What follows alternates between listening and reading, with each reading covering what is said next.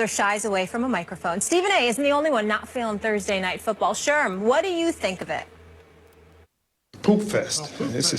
It's terrible. This is we played, freaking got home like 1 o'clock in the morning, something like that on Monday, and then you got to play again. I mean, congratulations, NFL. You did it again.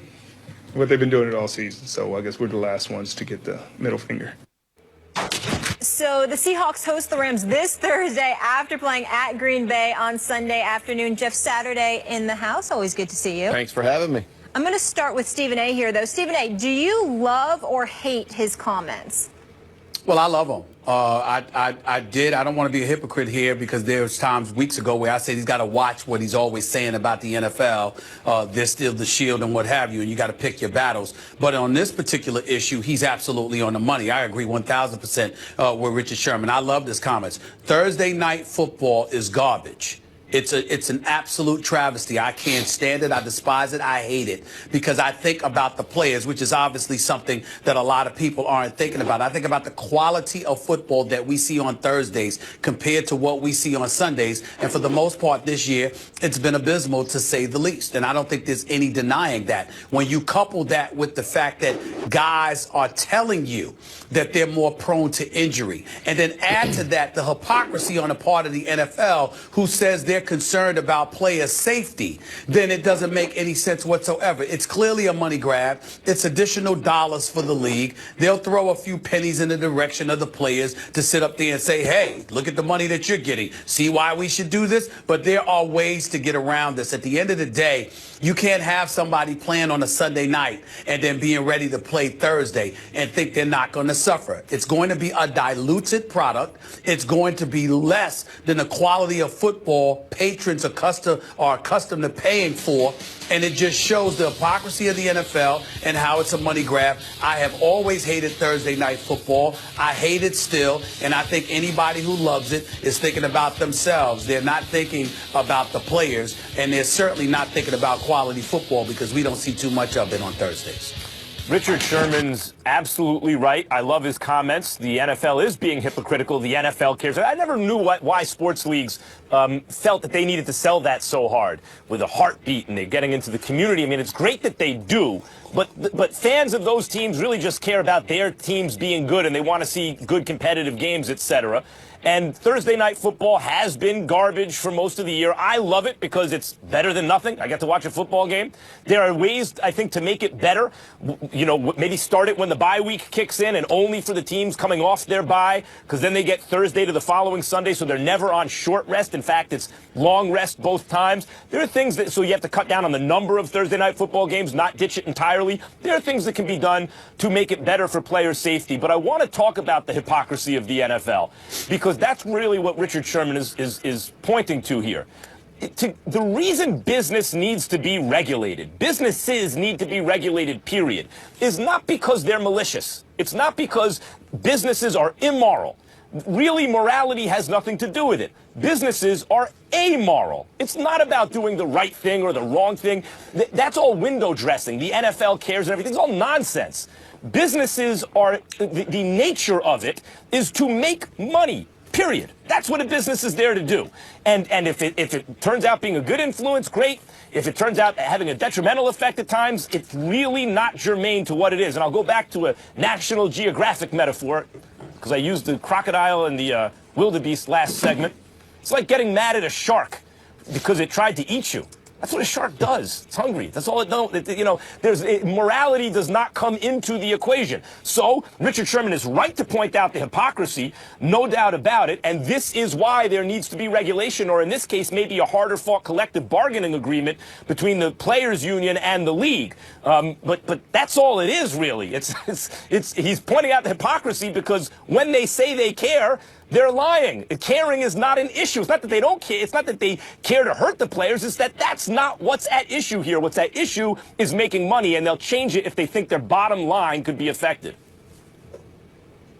I couldn't agree with either more. I mean, as you look at what Richard Sherman says from a player's perspective, I fully agree with Richard Sherman. I love his phrase. I don't know if I would have picked it out, but the poop fest is comical, right? Because what he's saying is real. When you get home at 1 o'clock in the morning, your body's still on that, he's in Green Bay time. Now he's out in Seattle. What's he got to do to prep? Think about the other team coming. You never know who you're going to play. All of those things come into play. And when you talk about player safety and health and safety, it's not only about the quality of play on Thursday. Stephen A., you brought up a good point, right? Is it bad football? But there's bad football on Sundays as well. So, owners can make that argument. Well, there's bad teams that play bad teams or teams play poorly. We can't just take that as an excuse. But the issue with Thursday, it's not just are you more prone to get an injury. It's can you compete? I mean, some guys have money tied up in contracts of how many games you play. Well, if you come off a game on Sunday and Sunday night and you get home at 1 and then you can't play Thursday, but you could have played Sunday, now that goes back into your contract. There's a lot of things that go into play from a player perspective. It's not just about, hey, how good is the quality of the team? And to your point, and I've played many Thursday night games, you do shrink your offense and defensive package because you can't do as much. You can't install as much. You can't watch as much film. All of those things come into play. And even if you can watch it all, you can't get out there and script it and go through it because guys' bodies aren't responding. I mean, you think in the NFL, most guys who get rest, they get rest on Wednesday or Thursday practices. And so now you're asking a guy, instead of getting a normal rest day, he may get a full game day. And so all of those things come into play. And also, it's funny how all these things lay out. Players, as they get on in their career, this is when it becomes a bigger deal because now you realize you're not ready to go on Tuesday like you were your first 3 or 4 years. Now in year 7, 8, and beyond, man, it hurts, right? I mean, you're only 60, 70% come Thursday, and you know what that's going to do. So maybe your coverage has to change, or maybe your blocking scheme has to change a little bit. But all of those things, it's not just about quality of play. It is about health and safety. Now, the NFL, I'm sure, will give you numbers of you're not more prone to get injured on a Thursday than a Sunday and blah, blah, blah. And we know how statistics can be manipulated no matter which side is trying to use it. But ultimately, it puts much more pressure on guys trying to play through things to make sure they do come up to that 70% start or whatever that number is in your contract. Or if you're on the active roster, you get X amount of dollars. And again, all of those things may sound silly to people outside of the game, but in the NFL, that may be how your salary is scripted. If you catch so many balls, if you have so many of these bonuses tied into your contract, missing a Thursday night game that you could have played on that Sunday, that would be devastating. And those are the things that players talk about. When we come off, it's not, hey, we want to mess the fans up or we don't want to have a good time, all those things. We do care about the communities we live in. We do care about the fans who come and participate and pay our salaries, for lack of a better term. What we have to do is protect ourselves because, Max, to your point, the league is not going to do it. We are widgets, right? We can be replaced really quickly. It's just moving on. Well, they know the next crop is coming in. So I understand it from their side as well about it is a bottom line business. But when it's collectively bargained the way it is, this is the things that players, if it's that big a deal, that you have to collectively stand up together and make a statement. The other thing that I think it's important to mention is that I understand that we're trying to be fair here to some degree and make sure that everybody plays on a Thursday night because of how it just compromises your quality of life and all that. But damn that. It's national television. Right. And if you stink, you shouldn't be allowed on the air, plain and simple. I'm looking at the Thursday night schedule. I remember the Texans getting shut out by the Patriots in week 2 with Jimmy Garoppolo quarterbacking. So for some reason, I remember the Dolphins stunk up the joint because they didn't show up ready to play against Cincinnati. What the hell are the San Francisco 49ers doing on Thursday night television? How about the Cleveland Browns? What the hell are they doing on Thursday night television? How about the Chicago Bears on October 20th? What the hell is Jay Cutler doing on local television, let alone national television? These are the Jacksonville Jaguars were on Thursday night football. I mean, you got to be kidding me. And so, you're talking about entertainment and quality of the play. Stop with your philosophizing. You know as well as I do. It's just about what it is. Here's the bottom line. That's not what people want to see. Here's the bottom line. Of course, we all want it to be as safe as possible for the athletes, and none of us hope that bad things happen to the athletes. But this goes for football. It goes for boxing. It goes for MMA.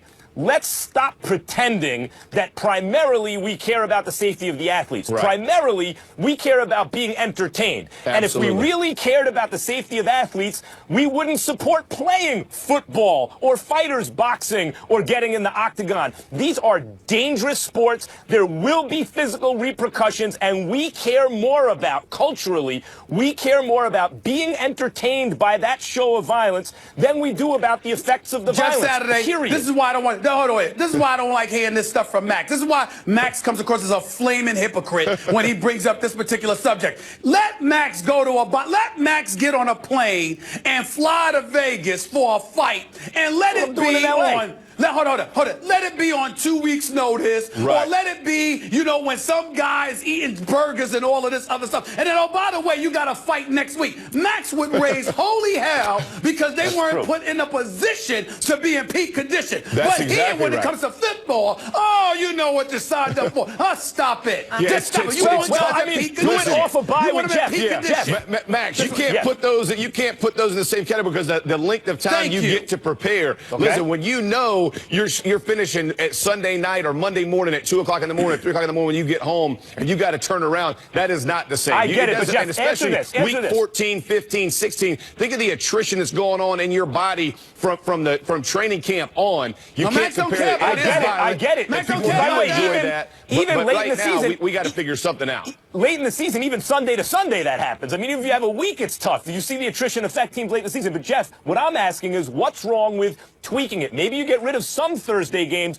but only teams coming off a bye play the Thursday game. Listen, Aren't there ways to do it? I'm all Well, that's for what we're changing the talking system about. and figuring people out and figuring that out. Here's what we do know. We do know that the NFL, the league set it up so the NFL network could provide games. It ended up obviously not working or not moving the needle for them because then they tried to sell it to 2 different networks, right? Nobody wants it. It's a tough sell. It's obviously not making money. Players don't like it. So we either need to switch it, get rid of it, or figure out something else to make this thing I like work. watching games on Thursday. And every team plays on Thursday night, so of course that's why we're going to get teams like the Browns and the Jags. So Which is what I said. That don't mean they deserve it. Speaking But go of the ahead. poop fest, to quote Richard Sherman, it's the Rams at Seahawks this week, of course, without Jeff Fisher. Coming up, you are staying with us, Jeff Saturday. We appreciate that, but you don't want to miss today's final take. I'm shaking my head. Stephen A. has a very surprising pick for NFL Coach of the Year. Please stay tuned for that. Plus, after the break, we're going to get to some of the juiciest parts of Stephen A.'s interview with Aaron Rodgers from yesterday. Take a listen to what he had to say about his bad man nickname. We'll see you on the other side of the break.